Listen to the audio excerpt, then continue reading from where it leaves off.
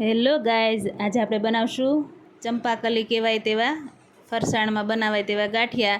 બધાની ઘરે, ગુજરાતીની ઘરે આ ગાંઠિયા બનતા જ હોય છે.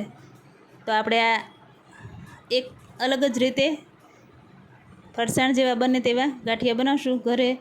જો આ રીતના આપણે એક વાટકો તેલ લીધું છે, એ જ પ્રમાણે એની વાટકામાં આપણે એટલું પાણી લેશું સામે, અને આપણે બ્લેન્ડર સારું એવું ફેટવાનું છે. તેને 1 ચમચી સોડા નાખશું અને બ્લેન્ડરથી સારું એવું ફેટી લેશું. એકદમ વ્હાઈટ થઈ જાય, ફીણા વળી જાય અને ક્રીમી જેવું થઈ જાય ટેક્સચર, ત્યાં સુધી આપણે બ્લેન્ડર ચલાવશું.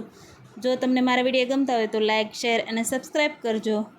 જો આ રીતના નવી નવી રેસીપી હું તમને બતાવતી રહું છું.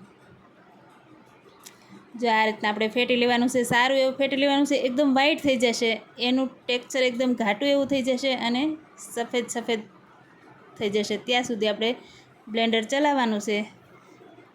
ત્યાર પછી આપણે તે મિક્સર બનાવ્યું તેનાથી જ આપણે લોટ સાળી લીધેલો છે, તે લઈ લીધું છે. 500 ગ્રામ લોટ લીધેલો છે, તે આપણે થોડું થોડું નાખતા જઈશું ને લોટ બાંધતા જઈશું. આ રીતના હાથેથી બધું મિક્સ થઈ જાય એવું થોડું થોડું આપણે મિક્સર એડ કરતું જવાનું છે. જો આ રીતના હું લોટ બાંધું છું. તમે આપણે કોઈ પણ તહેવારોમાં આ ગાંઠિયા તો આપણે જોતા જ હોય છે. બજારથી લાવો એ કરતાં ઘરે આપણને સહેલા પણ પડે છે. 500 લોટમાં તમે ડબ્બો ભરીને ગાંઠિયા બનાવી શકો છો. જો આપણે અજમા અને મીઠું નાખીને સારો એવો લોટ ફેટી લેવાનો છે. જો કલર ચેન્જ થઈ ગયો છે લોટનો, એવો સારો એવો ફેટી લીધો છે આપણે હાથેથી. અને જો કેટલો આમ ચીકાશ જેવો થઈ ગયો છે લોટ, એકદમ ગાંઠિયો આપણો સોફ્ટ થઈ જાય એકદમ એ રીતના. અને થોડો એવો પાણીવાળો આપણે હાથ કરેલો છે ને આપણે તેલ ગરમ મૂકી દીધું છે અને જારા ઉપર રાખી દીધો છે.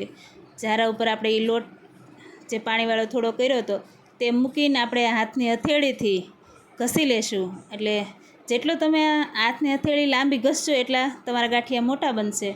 જો આ રીતના મેં ગાંઠિયા પાડી લીધા છે અને એને બહુ સેજ પાકી જાય પછી જ તમારે એને હલાવવાનું છે. ત્યાં સુધી આપણે હલાવવાનું નથી. થોડા આપણે એમ થાય ચડી ગયા છે પછી જ આપણે જારાથી ફેરવવાના છે. જો આ રીતના બે સાઈડ આપણે થોડા થોડા શેકાઈ ગયું એવું લાગે, બહુ લાલ નથી થવા દેવાના, આપણે સફેદ જેવા જ રહેવા દઈશું. એ ચડી જ જશે ગરમ તેલમાં. લાલ કરી દઈશું તો કડક થઈ જશે, એટલે આપણે વ્હાઈટ જ રહેવા દેવાના છે. અને આપણે જારામાંથી નિતારીને આપણે ગાંઠિયા એક વાસણમાં લઈ લીધા છે. એના ઉપર આપણે હિંગ છાંટતા જઈશું. એક એક આપણે ઘાણો ઉતારતા જઈશું, એમ ઉપર હિંગ આપણે ગરમા ગરમ છાંટતા જઈશું.